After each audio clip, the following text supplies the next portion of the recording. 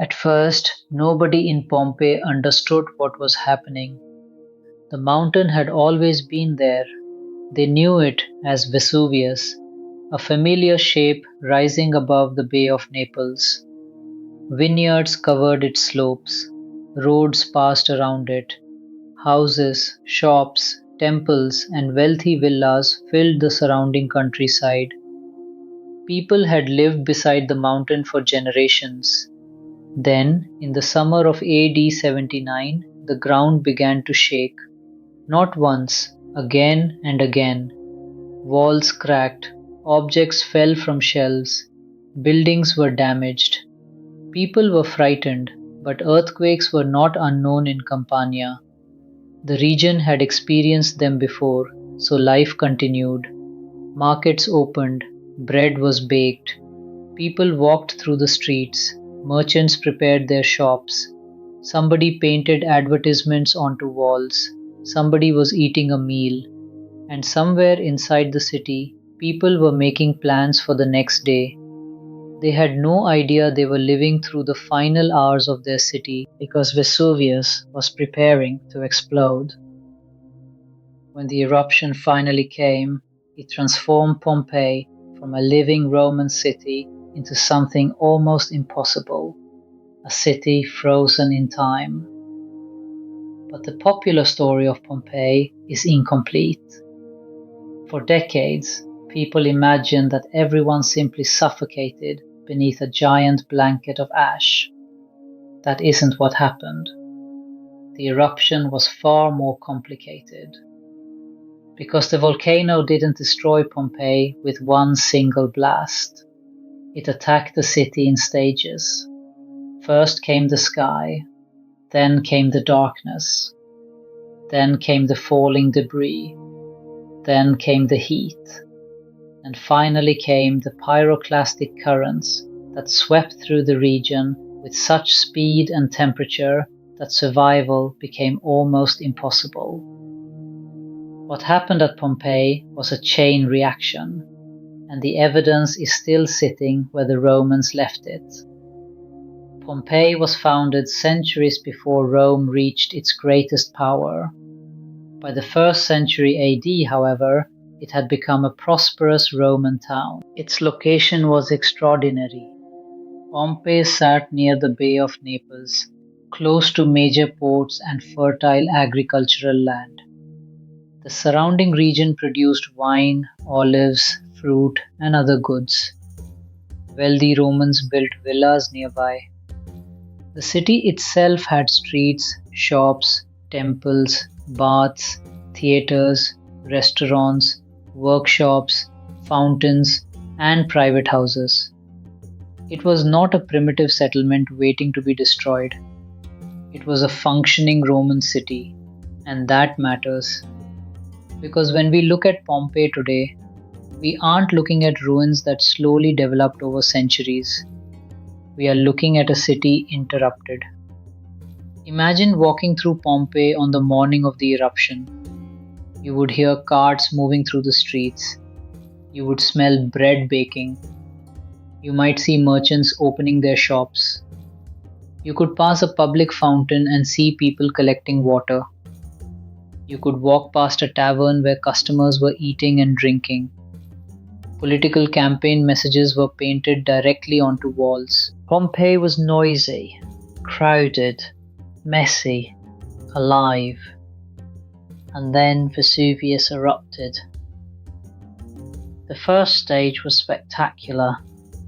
A massive column of volcanic material rose into the atmosphere. Modern scientists often compare its shape to a giant umbrella or pine tree. The eruption column climbed many kilometers into the sky. At first, enormous amounts of pumice began falling over Pompeii. Pumice is volcanic rock filled with bubbles. It is surprisingly light, but when enough of it falls, it becomes deadly. The streets began filling. Roofs began collapsing. People had to make a decision: stay inside or leave. This is one of the most important facts about Pompeii. Not everyone died.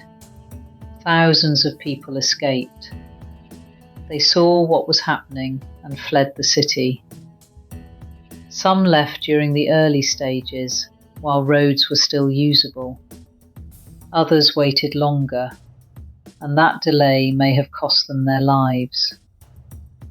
Because the eruption continued for hours, the sky became darker.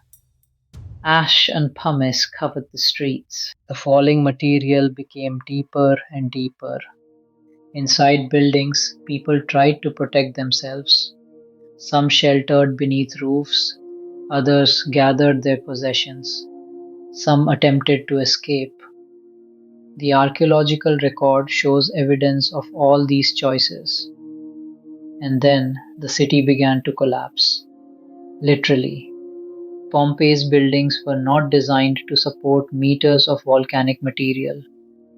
As pumice accumulated on rooftops, structures failed. Tiles crashed down. Wooden beams broke. Walls collapsed. People who had survived the first phase could suddenly become trapped inside their own homes. But the worst was still coming. And this is where the popular image of Pompeii becomes misleading. The victims were not all killed in the same way. Some died from collapsing buildings, some were buried, some may have suffocated from ash and volcanic gases. But others were killed by something far more violent: pyroclastic currents. A pyroclastic current is a fast-moving mixture of extremely hot gas, ash, and volcanic particles. It can move at extraordinary speed. It rushes across the landscape and can overwhelm buildings and people before they have time to react. When these currents reached Pompeii, the situation changed completely. People who had survived for hours suddenly had almost no chance. The temperature was extreme, the material moved quickly, and the city was overwhelmed. This is one reason the victims of Pompeii can be so difficult to understand. They were not all killed at exactly the same moment. The eruption unfolded over time. Different parts of the city experienced different stages. Some people escaped, some died early, some survived the falling pumice only to be killed later by the hot currents. Some buildings remained standing, others collapsed. Pompeii was not buried by a single event. It was buried by a sequence, and that sequence created one of archaeology's greatest time capsules. Because the same volcanic material that killed people also preserved their world. Think about what normally happens to an ancient city. Wood rots, food disappears, paint fades, cloth decays, metal corrodes. People remove valuable objects. Later generations build on top of the ruins. Eventually, much of what made the city feel alive disappears. Pompeii was different. The eruption buried enormous parts of the city so quickly that many objects were protected from ordinary decay. A loaf of bread could remain where it had been left. A piece of furniture could be preserved. A wall painting could survive. A shop could remain recognizable. Even graffiti could survive, and the graffiti is especially fascinating. Because the walls of Pompeii were not silent. People wrote advertisements. They supported political candidates. They insulted one another. They recorded jokes. They left personal messages. Some inscriptions were extremely ordinary, and that is exactly why they matter. History usually preserves the words of emperors, kings, generals, priests, aristocrats. But Pompeii preserves the voices of ordinary people. A Roman city was not just temples and statues. It was people arguing, selling, buying, gossiping, advertising, complaining, falling in love, and sometimes simply writing something stupid on a wall. Pompeii preserved all of it. One of the most famous discoveries is the bakery. Archaeologists found bakeries with large stone mills used to grind grain. In some cases, ovens and bread were preserved. There are even loaves of bread that were carbonized during the eruption. They are not ordinary bread anymore, but their shape remains. Imagine making bread in the morning, putting it into an oven, and then never returning. Almost 2,000 years later, archaeologists open the building and find traces of the final routine. That is what makes Pompeii so powerful. It doesn't just show us how Romans built things, it shows us what they were doing when history stopped. The same thing happens in houses. A wealthy Roman home could contain painted walls, courtyards, gardens, fountains, sculptures, dining rooms, bedrooms, kitchens, and storage spaces. The paintings reveal mythology. The mosaics reveal taste and wealth. The architecture reveals social status, and the objects reveal everyday habits. Pompeii even preserves evidence of food. Archaeologists have found remains of fruits, grains, fish, meat, and other foods. Carbonized material from kitchens can reveal what people were eating. This means Pompeii can answer questions that written history often cannot. What did ordinary Romans eat? How did they decorate their homes? What did their shops look like? How did they organize their kitchens? What did they write on walls? What did they sell? Where did they work? How did rich and poor people live differently? Pompeii gives us pieces of the answers. But perhaps the most haunting discoveries are the human remains. When volcanic material buried bodies, the soft tissue eventually decomposed. This left cavities inside the hardened ash. In the 19th century, archaeologists realized that these cavities could be filled with plaster. The result was a cast, preserving the shape of the person at the moment of death. These casts became one of the most famous images associated with Pompeii. But there is something important to understand.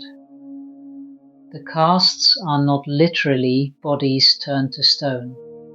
They are impressions. The volcanic material formed around the body. The body eventually disappeared. A hollow space remained. Archaeologists filled that space, and the result captured the final position of the victim. A person curled up, another lying face down, a child, a family, a person apparently trying to protect themselves. These images are disturbing because they remove the distance that usually separates us from ancient history. A statue is easy to think of as ancient. A broken column is ancient. A coin is ancient. But a human-shaped void is different. It reminds us that Pompeii was not a story about ruins. It was a story about people. And another misconception is worth correcting. Pompeii was not simply a city of wealthy Romans. It contained people from very different social backgrounds. There were wealthy property owners, merchants, craftsmen, workers, enslaved people, freed people, children, foreigners. The city reflected the complexity of the Roman world. Some houses were enormous, others were small. Some people lived in luxury, others lived and worked in much simpler conditions. The eruption captured that social world at a particular moment. But then there is the question that has fascinated historians for centuries. Why didn't everyone leave? The answer may be partly psychological. People do not always respond rationally to disasters. If you have lived beside a mountain your entire life, a few earthquakes might not convince you that your entire world is about to end. If the eruption begins with falling stones and ash, you might believe you still have time. If your home is filled with valuables, you might try to collect them before leaving. If you have elderly relatives or children, you might wait. If roads are crowded, you might hesitate. And if you have never seen an eruption of this scale, you have no experience telling you what comes next. The people of Pompeii were not stupid. They simply did not know what was coming. There was no modern volcano monitoring system, no emergency broadcast, no satellite images, no evacuation plan. They had only what they could see, and what they saw was probably terrifying. Darkness, ash, lightning inside the eruption cloud, falling rock, earthquakes, noise, smoke, and a mountain that had suddenly become something else. The destruction also extended beyond Pompeii. Nearby Herculaneum was devastated as well. But the two cities were not preserved in exactly the same way. Herculaneum experienced different volcanic deposits and conditions. In some places, the deposits were much deeper. Wooden structures, doors, furniture, and other organic materials survived remarkably well. This gives archaeologists another perspective on the eruption. The catastrophe was regional. It wasn't simply Pompeii versus Vesuvius. The entire landscape around the volcano was transformed.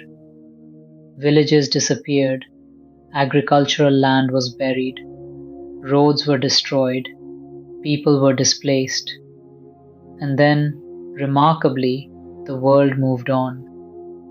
The Roman Empire did not collapse because Pompeii disappeared. Rome continued. Emperors changed.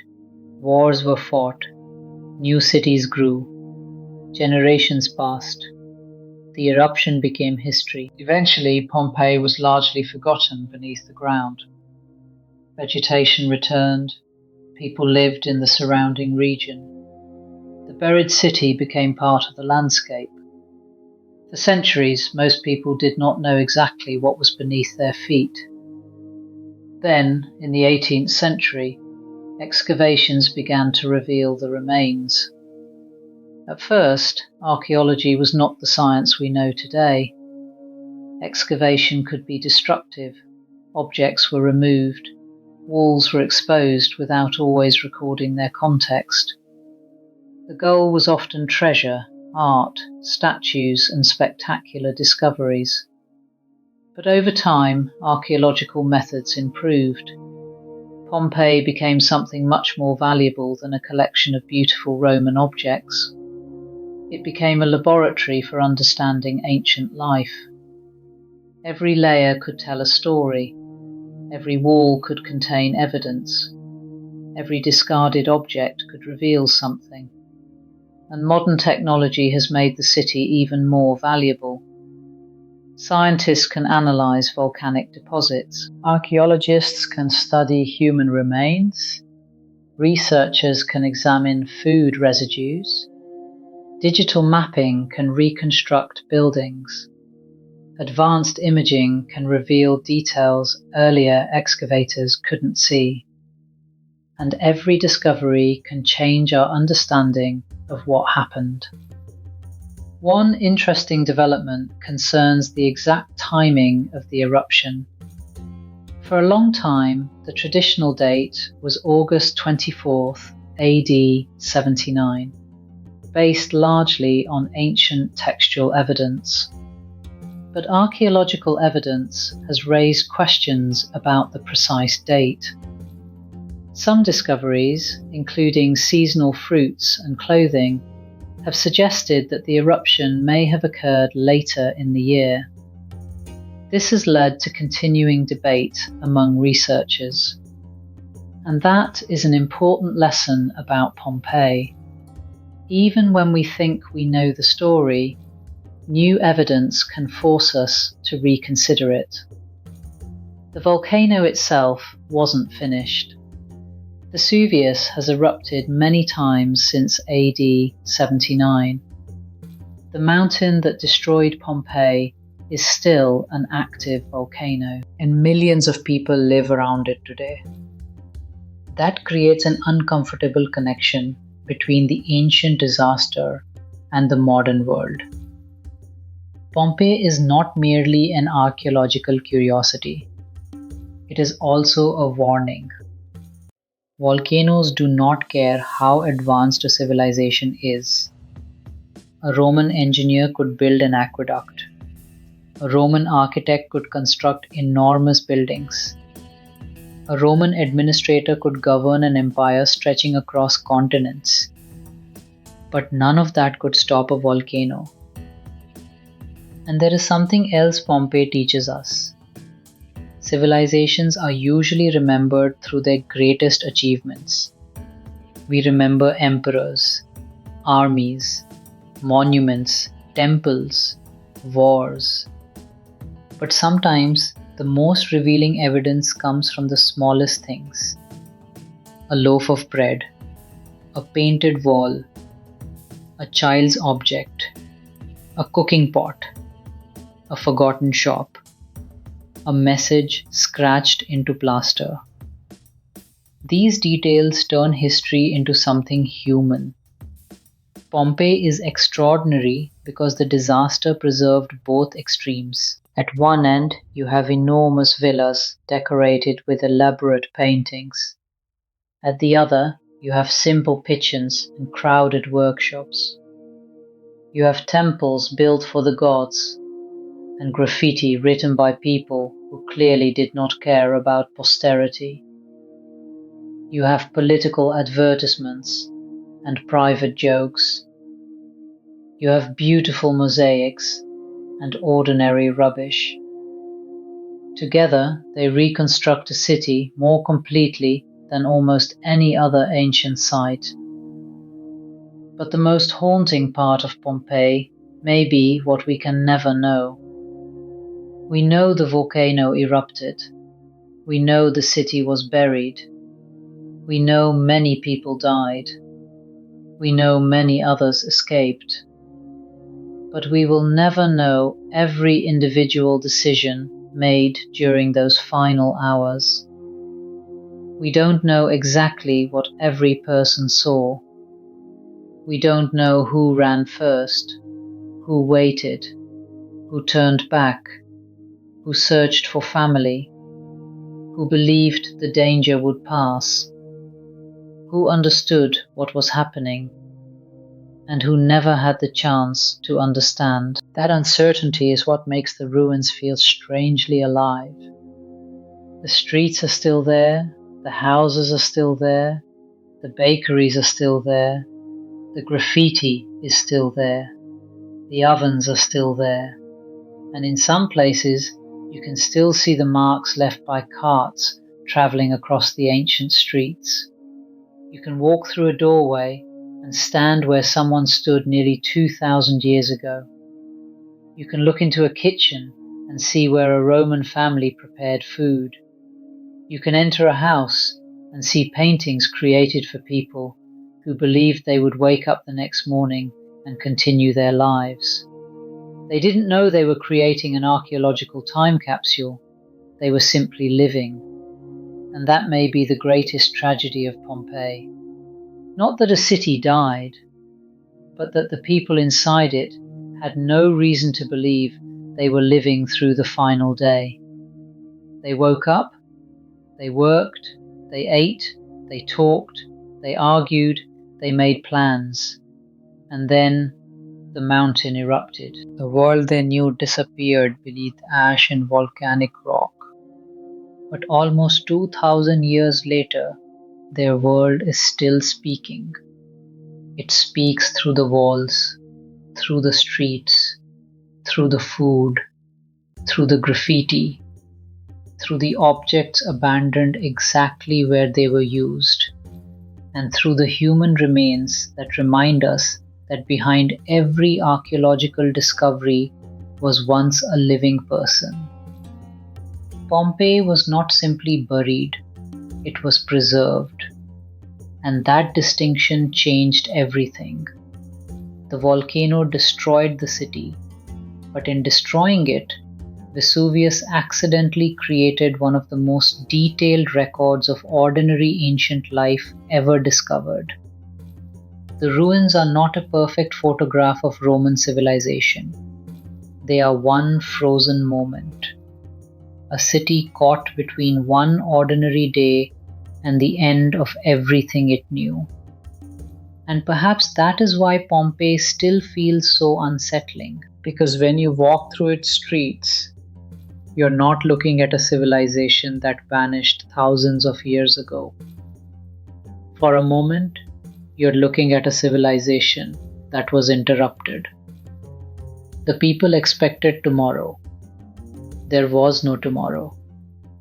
But their city remained, waiting beneath the earth, waiting for someone to uncover it. And almost 2,000 years later, we are still walking through the final day of Pompeii. If stories like this keep you curious, stay close. There is more buried in history, waiting to be found.